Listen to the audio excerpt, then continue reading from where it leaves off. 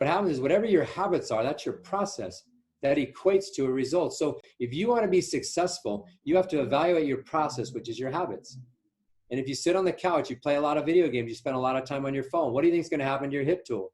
Whatever's left unintended to soon diminishes and declines. So if you want to improve something, you have to have a process and you have to create it. So it needs to be like you're writing stuff down right now. You have to write it down, and it has to be like a recipe. When you make cookies, you follow a process. It's your recipe, which creates a result.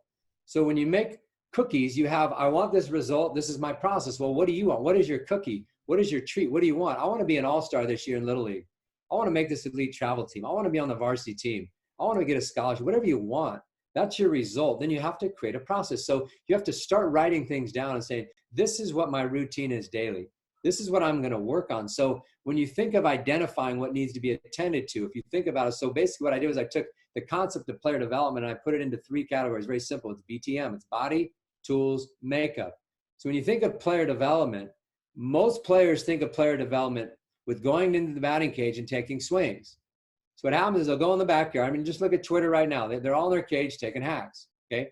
Now, they're taking swings. They go sit down, they eat dinner, and they go, man, I had a good practice today, Dad. And I say, well, you had a good practice of your hip tool, but you know how many other tools there are? In your body tools, makeup, there's 5 physical tools. There's the body tool, which is not even one of the physical tools. You got run, hit, field, throw, hit for power. Those are your 5 physical. Then you got your body that's separate.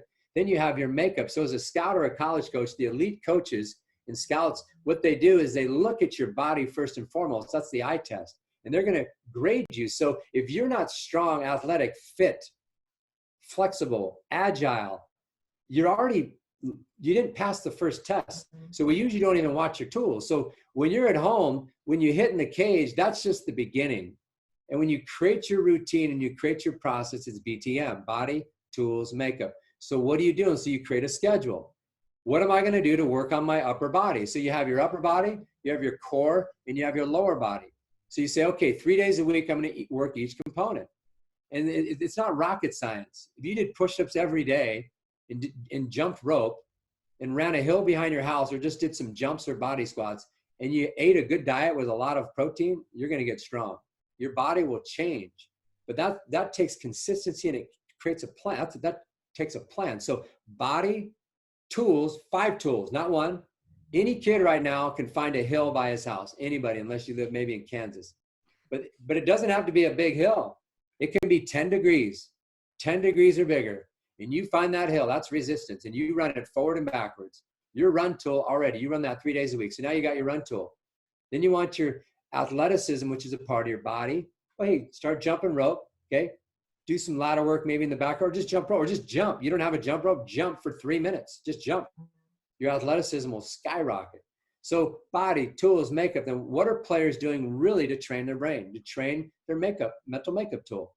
I don't know, probably 1% on the planet that does anything to develop their makeup tool.